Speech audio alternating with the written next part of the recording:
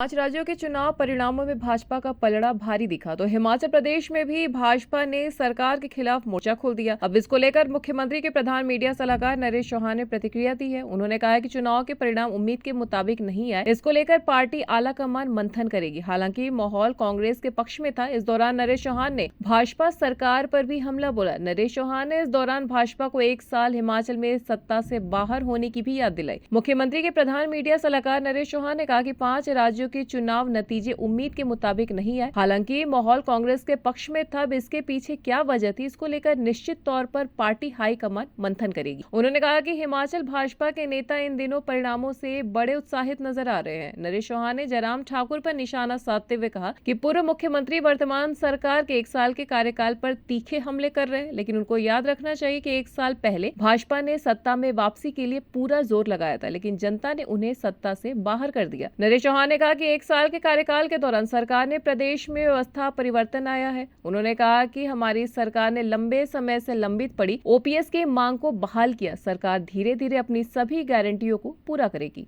News desk anyone live. उन्होंने ये भी कहा है कि झूठी गिनतियां देके जो है जनता ने इसका जवाब दिया है, क्या कहें?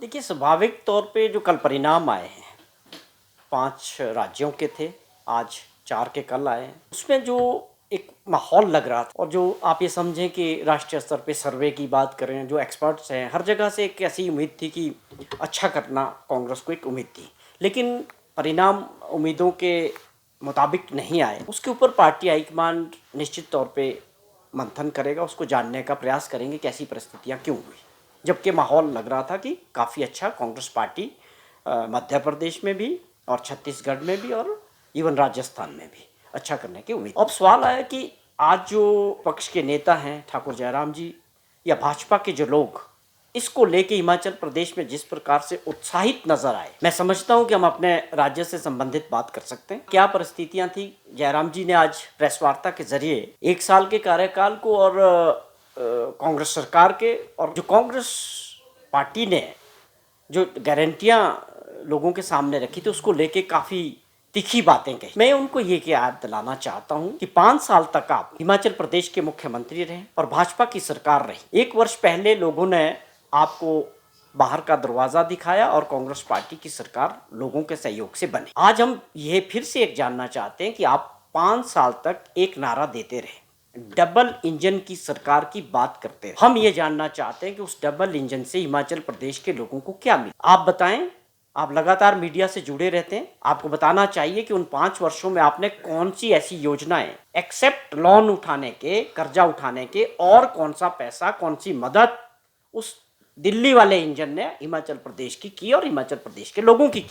आप उसको बताएं। जब ये सरकार हमको मिली तो एक बहुत बड़ा कर्जा, 75,000 करोड़ रुपए का कर्जा और 11,000 करोड़ रुपए की सरकारी कर्मचारी और पेंशनर्स की 6th पे कमीशन से लेकर सारी लाइबिलिटीज खड़ी। उसके अलावा पीडब्ल्यूडी विभाग की पेमेंट्स, आईपीएच विभाग की पेमेंट्स, बड़ी भारी लाइबिलिटीज छोड़ के। तो ये बताना चाहिए कि वो डबल इंजन की सरकार क्या थी, उसका मॉडल क्या था।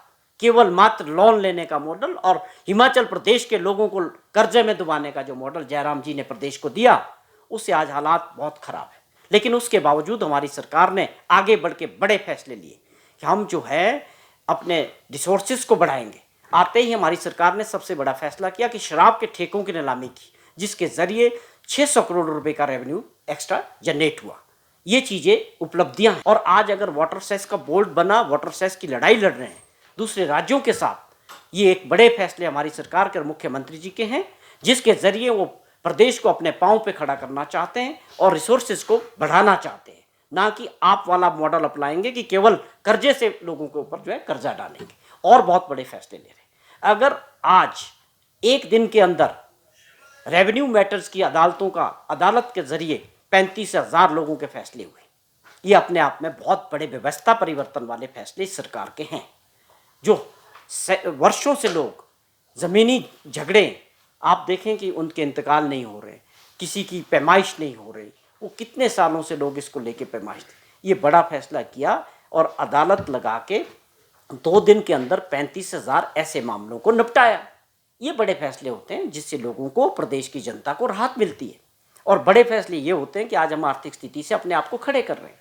आप दूसरे राज्यों की जीत से हिमाचल प्रदेश में खुशी मनाना चाह रहे हैं, ये मुझे समझ नहीं आ रही।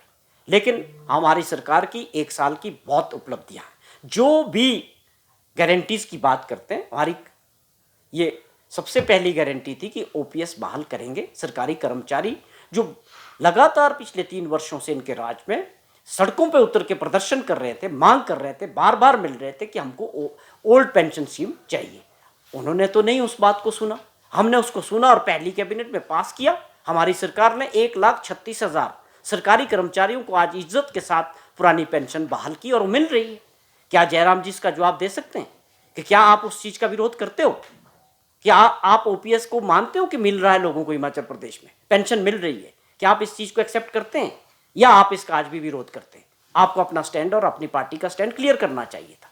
उसके बावजूद 1 साल के अंदर जिस तरह की आर्थिक परिस्थितियां थी और जिस प्रकार की आपदा हिमाचल प्रदेश में रही, और आप बताएं, आपकी जब हमारे मुख्यमंत्री को और हमारी सरकार को पूरे देश के अंदर विदेशों से उस आपदा के समय लोगों की मदद करने के लिए लोगों ने तारीफें की, और जब प्रस्ताव आया विधानसभा में कि हमको जो है भारत सरकार से मदद मिलनी चाहिए, राहत मिलनी चाहिए, स्पेशल पैकेज मिलना चाहिए, क्या आपकी पार्टी और आपका स्टैंड क्या था विधानसभा में? उस प्रस्ताव के आप साथ थे जो हिमाचल प्रदेश के लोगों की मदद के लिए था? क्या आप बता पाएंगे प्रदेश के लोगों के कि उस प्रस्ताव का आपने साथ दिया कि नहीं दिया?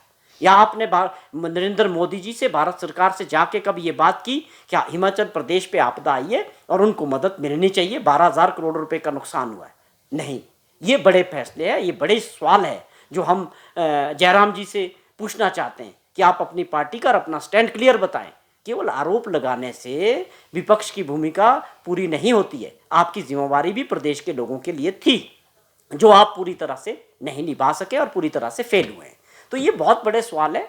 एक गारंटी ये पूरी की कि आज इतना बड़ा आर्थिक बोझ होने के बावजूद हमने ओपीएस बहाल किया, आज लोगों को मिल रहा है। उसके अलावा 680 करोड़ रुपए का जो स्टार्टअप हमने बात कही थी वो शुरू हुआ। उसकी योजना पिछले दिनों माननीय मुख्यमंत्री जी ने शुरू किया कि जिसके जरिए इलेक्ट्रिक वाहन खरीद के हमारे बच्चे रोजगार पैदा करेंगे, उनको सब्सिडी भी दी जाएगी उन वाहन खरीदने के लिए, उनको परमिट इशू किए जाएंगे और वो गाड़ियां जो है सरकार उसको किराए पे अपने पास रखेगी और एक सुनिश्चित आय उनकी की जाएगी कि 40-50 हज़ार रुपया महीने का एक बच्चा जो है कमाएगा।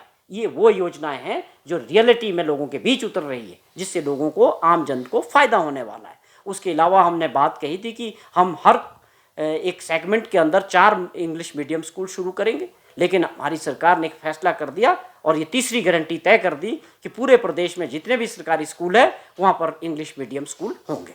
तो ये 3 गारंटीज तो हम पूरी कर चुके हैं। और मैं और बता दूं कि जो भी सरकार की गारंटीज होती है, जो भी मैनिफेस्टो होता है, वो पूरी 5 साल के लिए दिया जाता है, लेकिन माननीय मुख्यमंत्री जी ने इस बात को क्लियर किया है कि हम अब सारी गारंटियां 4 साल के कार्यकाल तक पूरी करेंगे। और इसके अलावा दूध खरीदने वाली बात है और गारंटीज पे सब कमेटीज बन चुकी है, ग्राउंड पे काम हो रहा है, उसके लिए इंफ्रास्ट्रक्चर कैसे बनेगा, उसको कैसे आगे बढ़ाया जाएगा। ये लोग सोचते हैं कि केवल घोषणा करने से, जैसे इनकी सरकार थी कि घोषणा कर दो, जमीनी स्तर पे कुछ भी ना हो, हम उसके लिए किस तरह से आगे बढ़ने वाले हैं, उन सभी गारंटियों पे सरकार काम कर रही है।